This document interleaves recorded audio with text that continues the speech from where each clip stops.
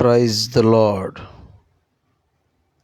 దేవునికి సమస్త ఘనత, మహిమ, ప్రభావములు యుగయుగములు కలుగునుగాక. ఆమేన్. ప్రభునందు ప్రియమైనటువంటి దేవుని పిల్లలారా, డియర్ బ్రదర్స్ అండ్ సిస్టర్స్, మీ అందరికీ happy father's day best wishes, శుభాకాంక్షలు తెలియపరుస్తూ ఉన్నాను. ఈ ఫాదర్స్ డే సందర్భంగా ఒక చిన్న వర్తమానాన్ని అందించాలని లైవ్లోకి రావడం జరిగింది. చిన్న ప్రార్థన చేసుకుని ఈ కార్యక్రమాన్ని ప్రారంభించుకుందాము. పరిశుద్ధుడా, ప్రేమస్వరూపి, అత్యంత కృపగలిగిన మా యేసు ప్రభువా, నువ్వు పరమ తండ్రివి, గొప్ప తండ్రివి, వాత్సల్యము కలిగిన తండ్రివి, మంచి తండ్రివి. ఈ ప్రపంచంలో ఫాదర్స్ అందరికీ మీరే మాదిరి యేసయ్యా. నీలాంటి గొప్ప తండ్రి ఎవ్వరూ లేరు. నీ నుంచి మేము ఎన్నో నేర్చుకోవాలి. ఈ ఫాదర్స్ డే సందర్భంగా కొన్ని మాటలు ప్రజలకు అందించడానికి కృపనిమ్మని, నీ ఆత్మ సహాయం అందించి నడిపించుమని యేసు నామమున ప్రార్థిస్తున్నాను పరమ తండ్రి. ఆమేన్.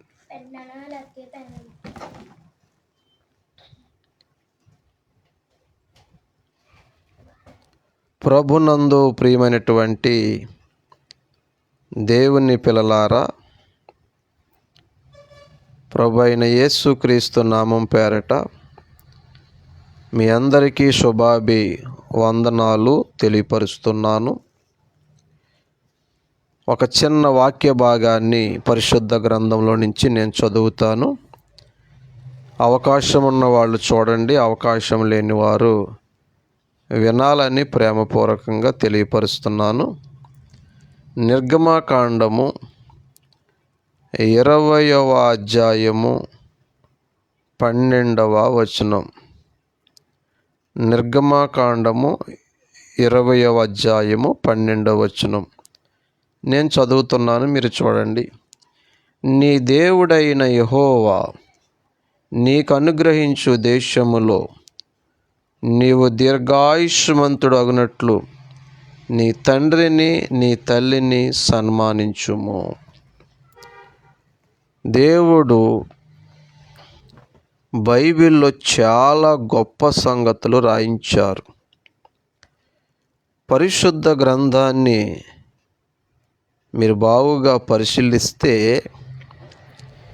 దేవుడు ఎప్పుడు కూడా ఒక్క మాట అయినా వ్యర్థమైన మాట పలకలేదు.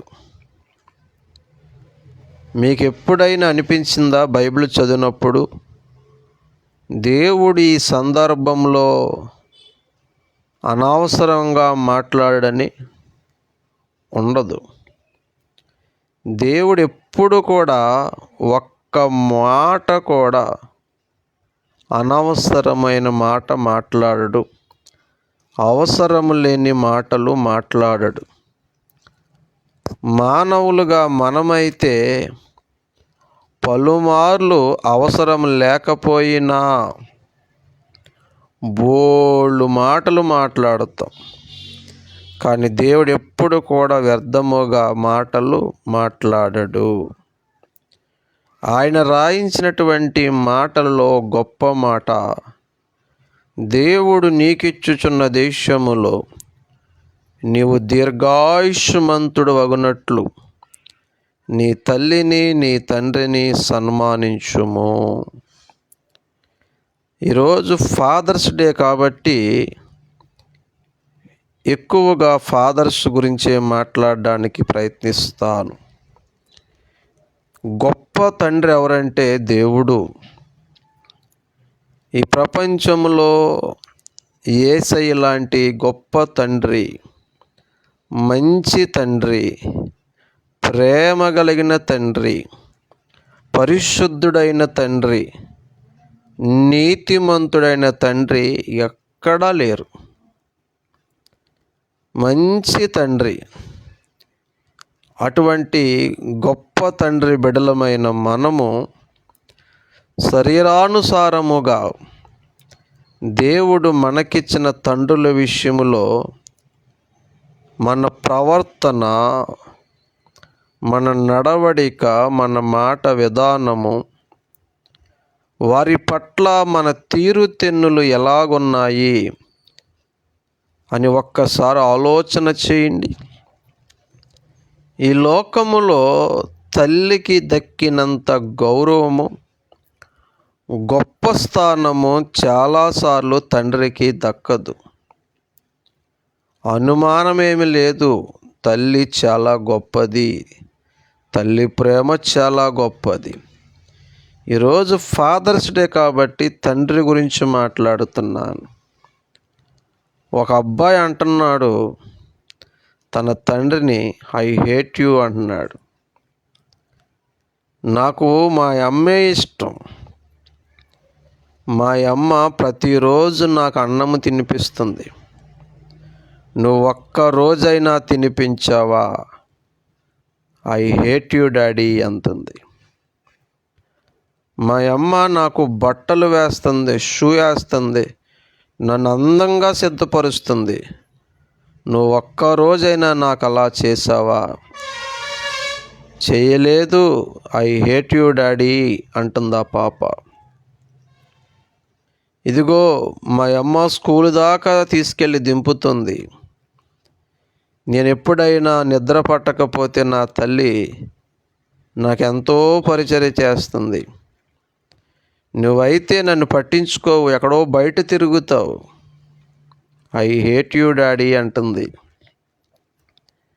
ప్రియమైన దేవుని బిడ్డలారా, ఒక బహుమానం తెచ్చి తల్లికిస్తుంది. తండ్రి నాకేదంటే, నువ్వు బ్యాడ్ ఫాదర్, నీకేమీ లేదు, ఐ హేట్ యూ అంటుంది. ప్రియమైనటువంటి దేవుని బిడ్డలారా, ఆ బిడ్డకి తెలియని విషయము, చాలామందికి తెలియని విషయం ఏంటంటే, అమ్మ అన్నము తినిపిస్తుంది నిజమే, ఆ ఆహారము కష్టపడి తెచ్చింది ఎవరో తెలుసా? తండ్రి. అమ్మ నీకు వస్త్రాలు ధరింపజేసింది, నిన్ను అన్ని రకాలుగా అందముగా సిద్ధపరిచింది. కానీ ఆ వస్త్రాలు, నువ్వు ధరించిన షూలు, సాక్సులు, బెల్టులు, నీ అలంకారం అంతా సిద్ధపరిచింది ఎవరో తెలుసా? నీ తండ్రి. నీ తల్లి నీతో ఉంటుంది, నీ తండ్రి బయట తిరుగుతున్నాడు అన్నావు కదా. నీ తండ్రి సరదాగా బయట తిరగడం లేదు.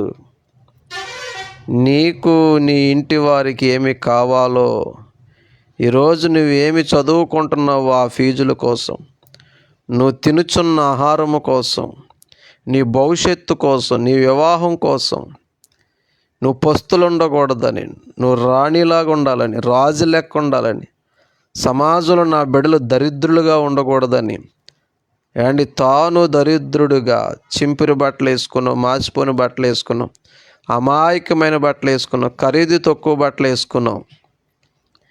నీ తండ్రి కష్టపడుతూ ఉంటాడు. కానీ చాలామందికి తెలియని విషయం ఏంటంటే, ఇవన్నీ అమ్మేస్తుంది కాబట్టి అమ్మే గ్రేట్ అనుకుంటున్నారు. అవి సిద్ధపరిచిన తండ్రి కనబడతలేదు. ఒక కవి అన్నాడు, తండ్రి వెనకబడ్డాడు అంటున్నాడు. ప్రేమను పొందడములో, ఇంటిలో మంచి పేరు తెచ్చుకోవడములో, తల్లికి వచ్చినంత పేరు తండ్రికి రావడం లేదు. తండ్రి వెనకబడ్డాడని ఒక కవి అంటున్నాడు. నిజమే. కొంతమంది బిడ్డలు తండ్రి కష్టాన్ని గుర్తించలేకపోతున్నారు. తన తండ్రి యొక్క ఆవేదన అర్థం చేసుకోలేకపోతున్నారు. ప్రియమైన దేవుని బిడ్డలారా, ఒక్క విషయం గుర్తుపెట్టుకోండి. ఈ ప్రపంచంలో ఎన్నో విషయాల్లో నువ్వు కోల్పోతే మరలా సంపాదించుకోవచ్చు. వస్త్రము చిరిగిపోతే మరలా ఇంకో వస్త్రం కొనుక్కోవచ్చు. ఒక వస్తువు బద్దలైపోతే మరలా సంపాదించుకోవచ్చు. నీ జీవితంలో కొన్ని వస్తువుల్ని పోగొట్టుకుంటే మరలా తిరిగి తెచ్చుకోవచ్చు. జీవితంలో ఒక్కసారి తండ్రిని కోల్పోతే, నీ తండ్రి మరణిస్తే మరలా తిరిగి తెచ్చుకోలేవు. జాగ్రత్త.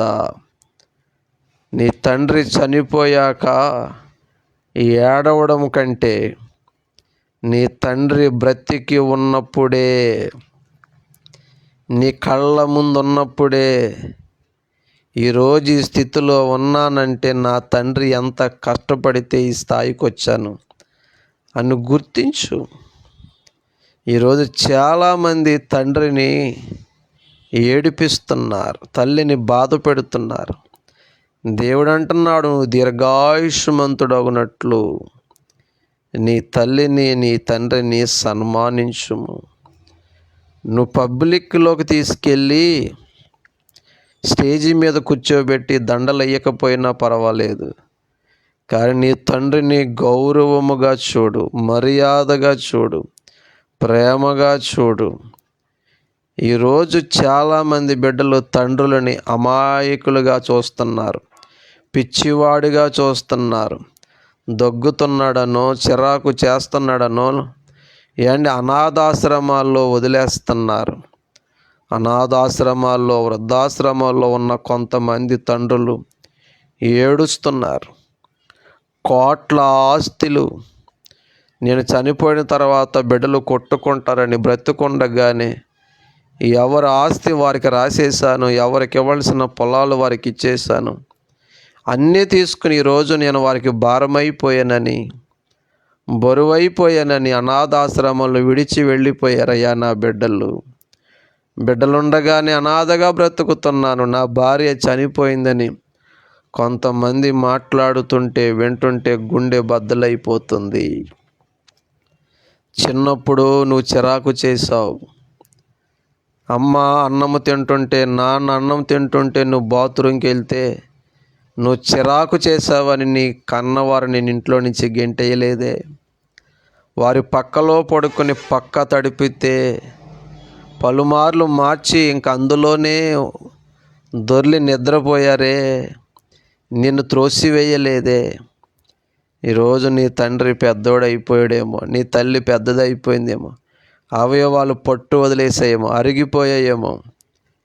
అటువంటి తల్లిని తండ్రిని బాగా చూసుకునే అవకాశం నాకు వచ్చింది, వారి రుణము తీర్చుకునే అవకాశం నాకు వచ్చిందని సంతోషించి వారికి సేవ చేయవలసినది పోయి దగ్గుతున్నారనో, చిరాకు చేస్తున్నారనో, నీకు అడ్డమనో, నువ్వు నీ తల్లిని నీ తండ్రిని తులనాడుతూ, విసుక్కుంటూ, బూతులు తిడుతూ, వారి పెన్షన్ డబ్బులు కూడా లాగేసుకుంటున్న బిడ్డలున్నారు, కొడుతున్న బిడ్డలున్నారు. తండ్రికి అడ్డం తిరిగి తండ్రినే కొడుతున్నారు.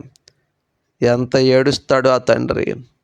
నేను కని పెంచి ఇంతోని చేస్తే నన్నే కొట్టాడే అని ఆ రోజే నీ తండ్రి మానసికంగా చనిపోయాడు. బిడ్డా, నీ తల్లిని నీ తండ్రిని ఏడిపించడము నీకు మంచిది కాదు. నీ తల్లినైనా నీ తండ్రినైనా దూషిస్తే నీ దీపం కారు చీకటిలో ఆరిపోతుందని బైబిల్ చెబుతుంది. నీ కళ్ళు లోయ కాకులు పీకుతాయని బైబిల్ చెబుతుంది. నేను అర్థమేంటి తెలుసా? తల్లిని తండ్రిని ఏడిపించేవాడు బాగుపడని, అది నీకు ఆశీర్వాదము కాదని. ఈరోజు పిల్లలు ఎలాగున్నారో తెలుసా? ఫ్రెండ్స్ ఎన్ని మాటలన్నా పడుతున్నారు, తిట్టినా పడుతున్నారు, కొట్టినా పడుతున్నారు. కానీ ఈరోజు పేరెంట్స్ ఒక మాట అంటే కోపగిస్తున్నారు, తిరగబడుతున్నారు, తల్లిదండ్రులతో మాట్లాడటం మానేస్తున్నారు. నా తల్లి చెడ్డది, నా తండ్రి బ్యాడ్ ఫాదర్ అనుకుంటున్నారు. ప్రియమైన దేవుని బిడ్డ, నీ తల్లిదండ్రులు ఎంత కష్టపడితే ఈ స్థాయికి వచ్చావో తెలుసా?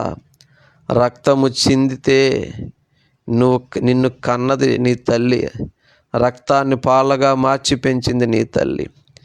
ఎండనక వాననక పగలనక రేయనక, శీతాకాలమైన వర్షాకాలమైన ఈ ఎండాకాలమైన నా బిడ్డల బ్రతుకు బాగోవాలి, వారు గొప్పవాళ్ళు అవ్వాలి అని రెక్కలు ముక్కలు చేసుకుని నీ తండ్రి ఎండలో కష్టపడుతున్నాడు. నిన్ను ఏసీల్లో పెట్టి నీ తండ్రి ఎండలో మండిపోతున్నాడు. చలిలో చలికి గజగజ వణికిపోతున్నాడు. వర్షానికి తడిసి ఆరోగ్యాన్ని పాడు చేసుకుంటున్నాడు. ఒక్కోసారి ప్రాణము సహకరించకపోయినా, దేహంలో ఎన్నో వ్యాధులున్నా, అమ్మో నేను ఇంటికాడుంటే రెస్ట్ తీసుకుంటే బిడ్డలకి పోషణ ఎలాగా, ఫీజులు ఎలాగా, కుటుంబం ఎలాగని మరలా ఓపిక అంతా కూడగట్టుకుని దుఃఖమంతా గుండెల్లోనే దాచుకుని చిరునవ్వుతో నిన్ను మాట్లాడుతూ పలకరిస్తూ, మీరు బాగా చదువుకోవాలి, నాకులాగా ఉండకూడదు, మీరు గొప్పోళ్ళు అవ్వాలని మనసారా దీవిస్తూ మరలా నీకోసమే కష్టపడడానికి వెళ్ళిపోయినా నీ తండ్రి కష్టం నీకు ఎప్పుడు అర్థమవుతుంది సోదరా.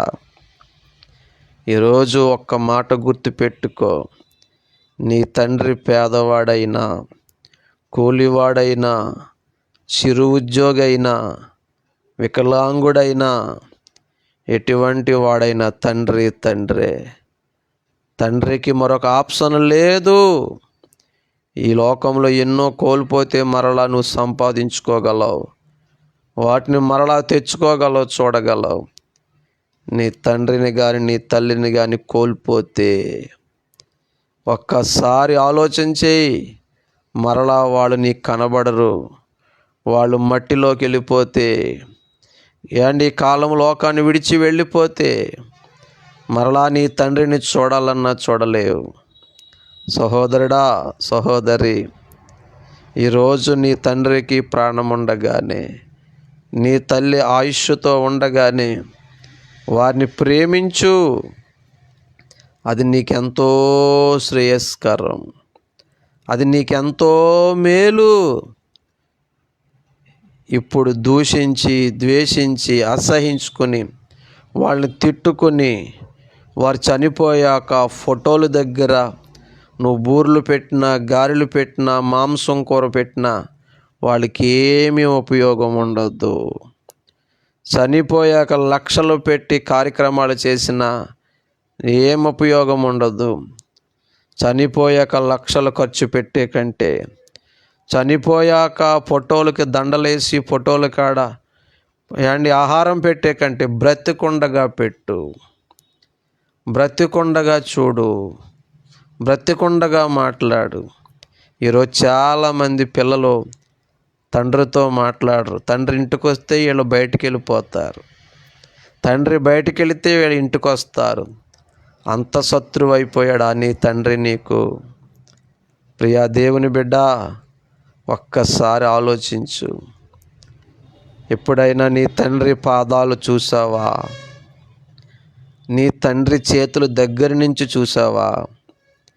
నీ తండ్రికి ఎన్ని వస్త్రాలు ఉన్నాయి, నీకెన్ని వస్త్రాలు ఉన్నాయి ఎప్పుడైనా లెక్క పెట్టావా? నీ తండ్రి బట్టల ఖరీదెంత, నీ బట్టల ఖరీదెంత ఆలోచన చేసావా? ప్రియమైన దేవుని బిడ్డ, ఈరోజు ఒక్కసారి ఆలోచన చేయి. ఒక్కసారి నీ తండ్రిని గుర్తించు. తాను అల్పమైన, స్వల్పమైన ఖరీదు గల వస్త్రాలు వేసుకొని నీకు మంచి మంచి డ్రెస్సులు ఇస్తున్నాడు.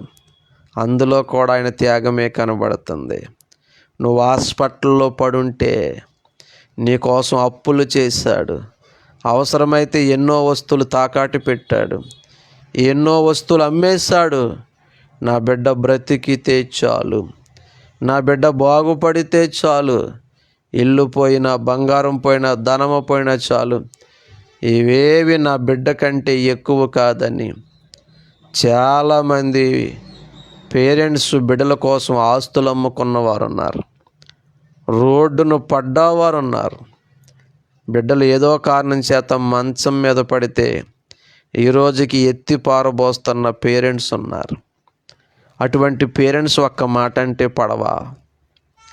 స్నేహితులంటే పడుతున్నావు కదా, ఫోన్ చేయి నీ ఫ్రెండ్స్కి, నేను కష్టంలో ఉన్నాను, ఆపదలో ఉన్నాను, మీ ఇల్లు వాకులు అమ్మి నాకు ఇస్తావని అడుగు. ఎవరు కానీ నీ బాగు కోసం, నిన్ను బ్రతికించుకోవడం కోసం, నిన్ను చదివించుకోవడం కోసం నీ తండ్రి అవసరమైతే ఏదైనా అమ్మేస్తాడు. ఫోన్ చేయి నీ ఫ్రెండ్స్కి, నేను మంచం మీద పడ్డాను, కొన్ని రోజులు మంచం మీదే ఉండాలి, మలమూత్రలు ఎత్తి పారబోయారు, వస్తావా అని ఫోన్ చేయి. రారు. కానీ నీ పేరెంట్స్ చిన్నప్పుడు నీ మలమూత్రాలు ఎత్తి పారబోసారు. ఈరోజు మంచం మీద నువ్వు పడితే మరలా ఎత్తి పారబోయడానికి ఏమాత్రం వెనకాడరు.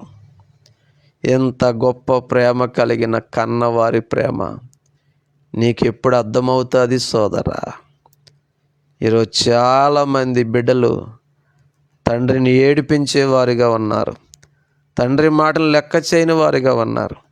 బిడ్డ, ఒక్క మాట చెప్పనా, తండ్రిని బాధ పెట్టిన కుమారుడు బాగుపడ్డు. బైబిల్లో అబుషాలోము అనే ఒక కుమారుడు ఉన్నాడు. అతని తండ్రి పేరు దావీదు. తండ్రిని బాధ పెట్టాడు, తండ్రికి వ్యతిరేకంగా నిలిచాడు, తండ్రిని అరణ్యాలు పాలు చేశాడు. ప్రియమైన దేవుని బిడ్డ, అతని ముగింపు ఏంటి తెలుసా? అర్ధాంతరపు చావు చచ్చాడు. చూసారా? తండ్రిని బాధ పెట్టిన కుమారుడు బాగుపడ్డాడు అనుకుంటున్నారా? లేదు. ఒకవేళ ఈ వాక్యం వింటున్న మీలో ఎవరైనా తండ్రిని బాధ పెట్టిన వారుంటే, తల్లిని బాధ పెట్టిన వారుంటే, ఏమాత్రం ఆలోచించకుండా వెళ్ళి క్షమాపణ చెప్పు. వాళ్ళు పగవారేమీ కాదు. నువ్వు తప్పిపోయి తిరిగి వస్తే, నువ్వు మరలా మారితే, మారు మనసు పొందితే, చెడిపోయిన నువ్వు మరలా బాగుపడితే అత్యధికముగా సంతోషించేది ఎవరు తెలుసా? నీ తల్లిదండ్రులే. నీ మార్పు కోసం రోజు దేవుడి దగ్గర మొక్కుకునేది, మొర్ర పెట్టేది ఎవరు తెలుసా? నీ కన్నవారే. ఏమి తెలుసు బిడ్డ, నీ కోసం ఎన్ని రాత్రులు ఏడ్చారు, ఎన్నిసార్లు నీ కోసం ఆలోచిస్తున్నారు నీకు తెలుసా? ఈ రోజుకి ఎంత వయసు వచ్చినా తన కోసం ఆలోచించుకోకుండా నీకు మంచి ఫ్యూచర్ ఎలా ఇవ్వాలి, నీకు ఏం చేస్తే నీ బ్రతుకు బాగుంటుంది అని ఈ రోజుకి నీ కోసం ఆలోచించేది ఎవరంటే నీ కన్నవారే. బ్రదర్, సిస్టర్, దుష్ట సాంగత్యము చేసి, చెడ్డ స్నేహాలకు వెళ్ళి, దురలవాట్లకు బానిస అయిపోయి ఈరోజు నీ తల్లికి, నీ తండ్రికి దుఃఖాన్ని మిగిల్చావేమో. నీ తండ్రి ఎన్నిసార్లు చెప్పినా, నీ తల్లి ఎన్ని మార్లు చెప్పినా నీ ఎంజాయ్మెంట్కి అడ్డం వస్తున్నారనుకుని వారిని కూడా తృణీకరించావేమో. ప్రియా స్నేహితుడా,